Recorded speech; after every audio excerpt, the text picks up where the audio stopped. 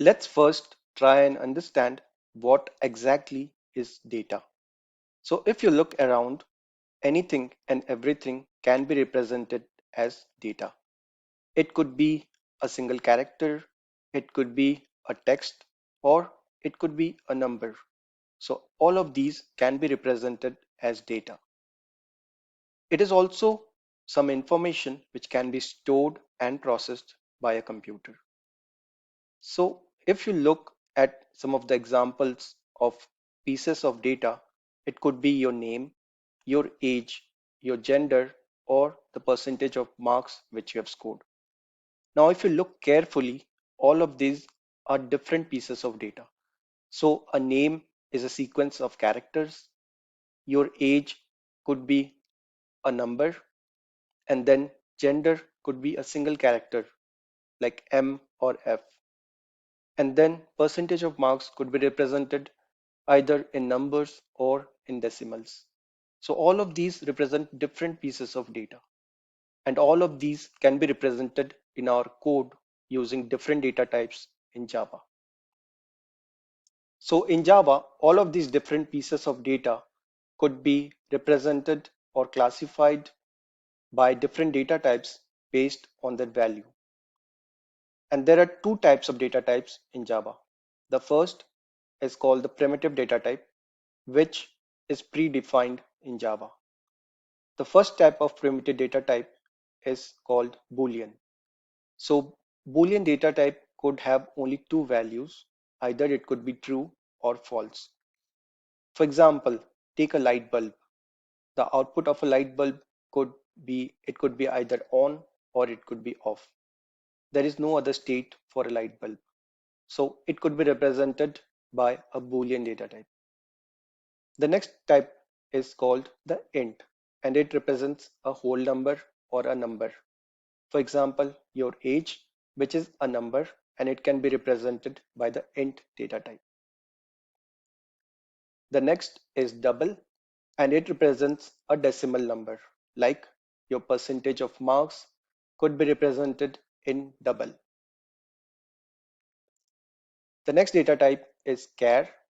Now it represents a single letter, which could be your initials or it could be your gender, and it can be represented by the char data type.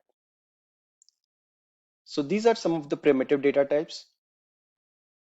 The next type of data type in Java is called the non-primitive, or it is also known as reference data types. Now there is one reference data type which is called string, and it is nothing but a sequence of characters which could be classified as a string in Java. There are other reference data types, but string is basically predefined, but all of the other reference data types are not predefined. It can be defined by the user or who is writing the programs. So we'll look at all of the other reference data types in some of the later sessions.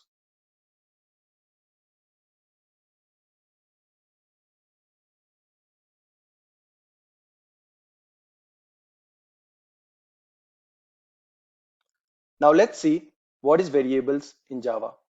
In order to store different types of values, we need to use variables.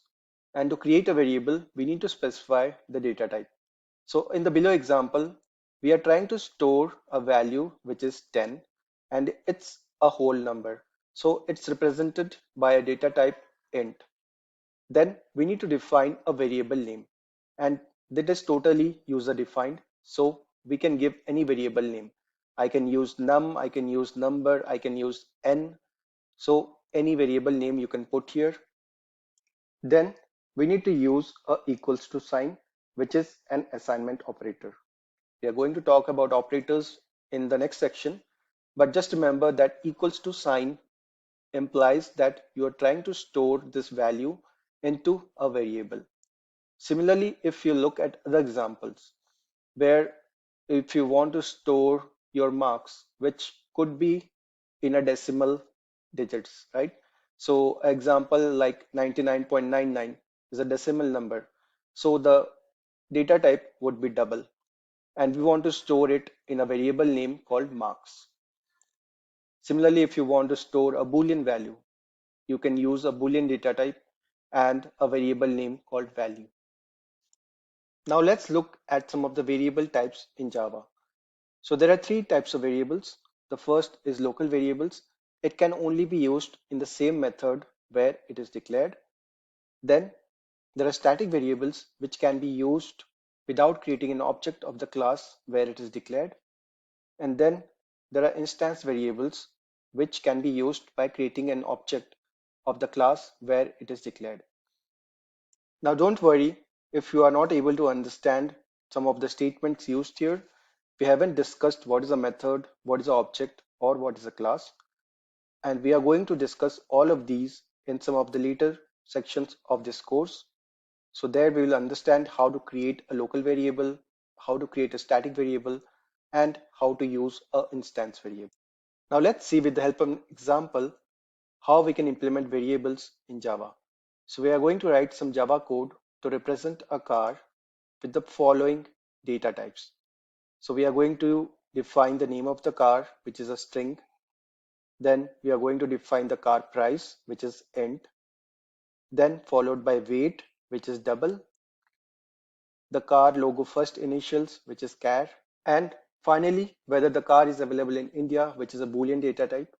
So let's open our project in IntelliJ and try to set up a new class with all of these different data types and variables in our program.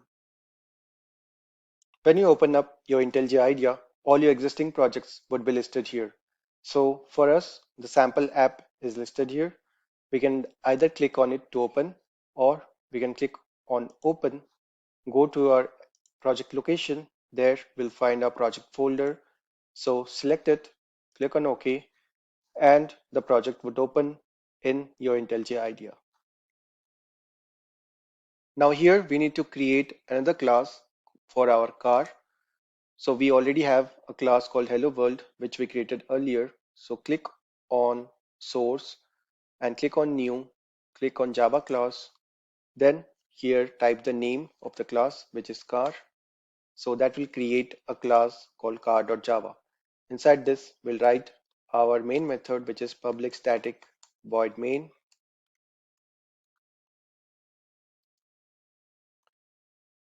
And then inside this, we'll create our different data types. So our first data type is a string, which represents our car name. So we'll give it a variable name followed by the value, which is Ferrari. After this, we need to create a variable for price. So let's give it the int data type because it is a whole number. So car price followed by a value. And then we need to create a data type for double, which will represent our car weight. So let's give it a variable name, and the value would be something in decimals. Next, we are going to create a char data type, which is going to represent the initial car name. So let's give it initials, and we are going to give it the first character, which is F, and our last data type is a Boolean data type.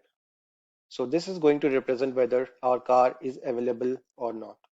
So let's give it car available and equals to, we are going to say true. So as you can see, these are the different data types which we have created in our program, and it represents different data types having different variable names and different values. So this is how you can store different values in variables. Now next, if we want to run this, let's go ahead and print this. So we are going to use the system class, which will have a println method, which will basically print your output into the console. So we are going to say car name, and similarly we are going to print all the other data types. So println and car price.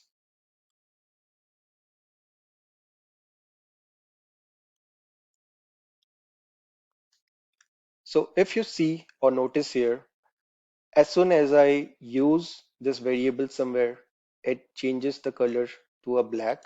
Otherwise, it remains gray. That means this variable is never used. Okay. So if you create a variable and don't use it, it will still show you that you're not using that variable anywhere in your program. Okay. So similarly, I can create some more system.out.println methods and pass the value here. So car weight, initials, and finally I can print the Boolean value.